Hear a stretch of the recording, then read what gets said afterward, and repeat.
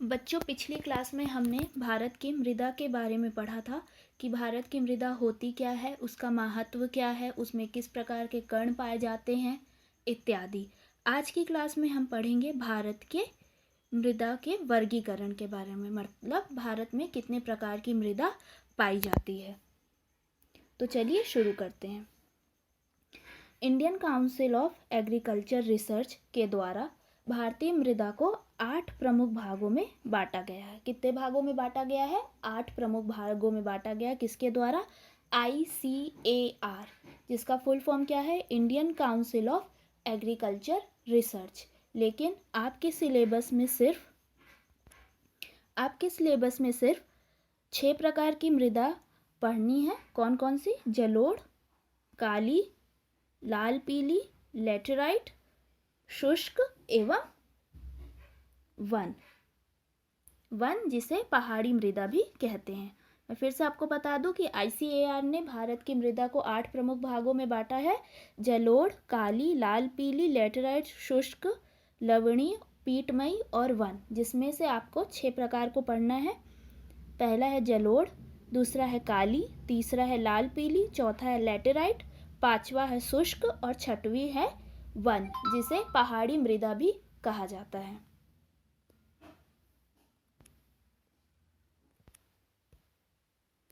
चलिए हम सबसे पहले प्रकार को देखते हैं, जलोढ़ मृदा, जिसे कछारी मृदा भी कहते हैं। ये भारत के 40% भूभाग में पाया जाता है। यानी कि भारत के अगर एरिया वाइज हम देखें तो 15 लाख किलोमीटर स्क्वायर के एरिया में, भारतीय एरिया में कौन सी मिट्टी पाई जाती है? जलोढ़ मृदा पाई जाती है। यानी कि भारत में पाई जाने वाली सर्वाधिक मृदा कौन सी है? वो है जलोढ़ मृदा। ये सर्वाधिक उपजाऊ मृदा भी होती है। इसमें किस किस चीज़ की कमी होती है? देखिए, इसमें कमी होती है नाइट्रोजन, फॉस्फोरस, ह्यूमस। यानी कि इसमें वनस्पति अंशों की कमी होने के कारण इसमें ह्यूमस की कमी होती है, फॉस्फोरस की कमी होती है, साथ ही साथ नाइट्रोजन की भी कमी होती है। नाइट्रोजन की कमी होने के कारण इसमें हमें फर्टिलाइज़र डालने की आवश्यकता पड़ती है, लेकिन वह बहुत ही कम मात्रा में। दूसरा, इसमें प्रचुर मात्रा में क्या क्या पाया जाता है? देखिए, प्रचुर मात्रा में इसमें पाया जाता है पोटाश, लाइम यानी कि चूना।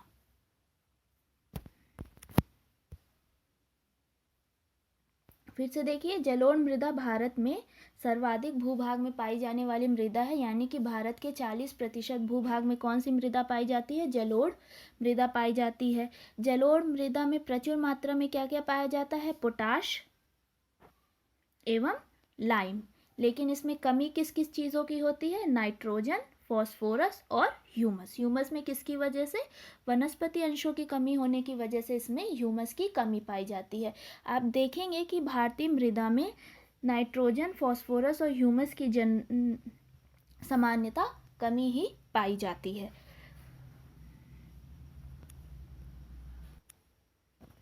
भारत के किस भाग में जलोढ़ मृदा मुख्यतः पाई जाती है? कहाँ? Northern plains. कहाँ पाई जाती है? Northern plains, Godavari Krishna Kaveri delta और नर्मदा ताप्ती के तटवर्तीय भागों में ये प्रमुखता पाई जाती है। यानी अगर हम भारत का नक्शा बनाए कुछ इस तरीके से,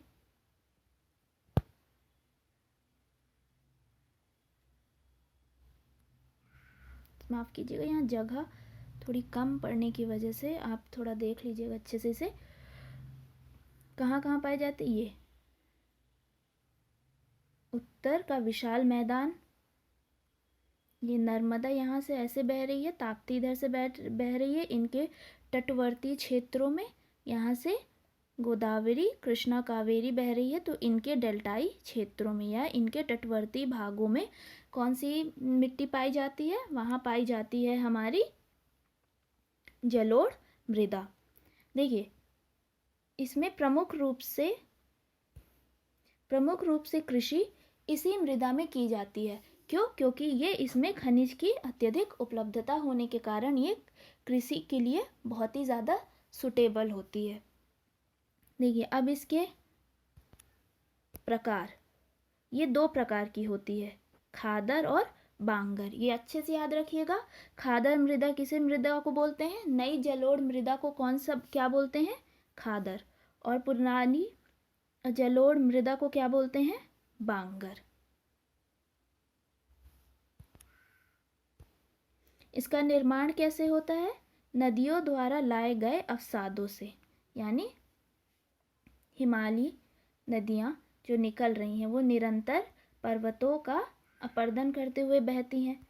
बहते बहते वे अपने मुहाने पे इन्हें बहुत ही बारीक रूप में इन कणों को जमाते हुए चली जाती हैं, जो बाद में किसका निर्माण करते हैं?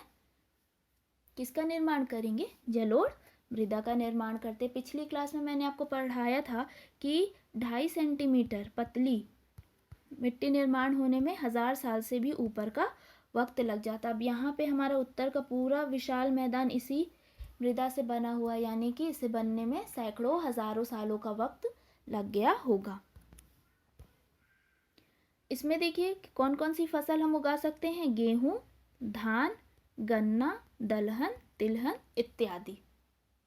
ठीक है, तो आपको ये कुछ पॉइंट्स याद रखने हैं। इसमें सबसे इम्पोर्टेंट ये है कि प्रकार क्या है? 2 प्रकार की होती है, खादर और बांगर। खादर नई जलोढ़ मृदा को कहते हैं और बांगर पुरानी जलोढ़ मृदा को कहते हैं।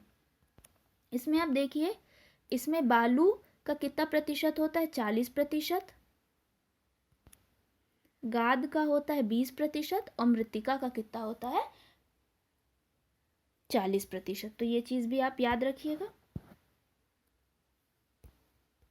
ये चीज़ भी आप अच्छे से याद रखिएगा। चलिए हम एक बार जल्दी से इसे रिवाइज कर लेते हैं। जलोढ़ मृदा, जलोढ़ मृदा भारत के सर्वाधिक भूभाग में पाई जाती है। कितने? 40%। एरिया वाइज देखें तो 15 लाख किलोमीटर स्क्वायर, यानी कि सर्वाधिक। ये कहाँ कहाँ पाई जाती है? उत्तर के विशाल मैदान में, कृष्णा गोदावरी कावेरी डेल्टाई क्षेत्र में, नर्मदा ताप्ती के तटवर्तीय भागों में, मतलब तटीय मैदान एवं उत्तर भारत मैदान में प्रचुरता में पाई जाती है। इसमें प्रचुर मात्रा में क्या क्या होता है? पोटाश और चूना। लेकिन इसमें कमी किन किन चीज़ों की होती है? Nitrogen, phosphorus, humus. ये कृषि के लिए विशेष रूप से उपयोग की जाती है क्योंकि खनिज की उपलब्धता के कारण। इनके प्रकार क्या क्या हैं? खादर और बांगर।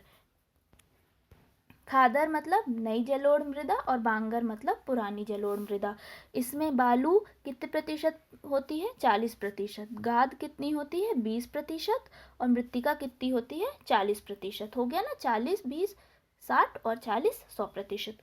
फिर निर्माण, ये किस तरह से निर्माण होता है इनका? नदियों द्वारा लाए गए अवसादों से। इसे आप याद रखिएगा, नदियों द्वारा लाए गए अवसादों से इसका निर्माण होता है। ये यहाँ किस प्रकार की फसल इस मृदा में उगाई जाती है?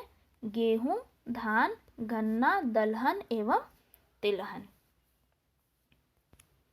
आई होप आपको यहाँ तक क्लियर होगा।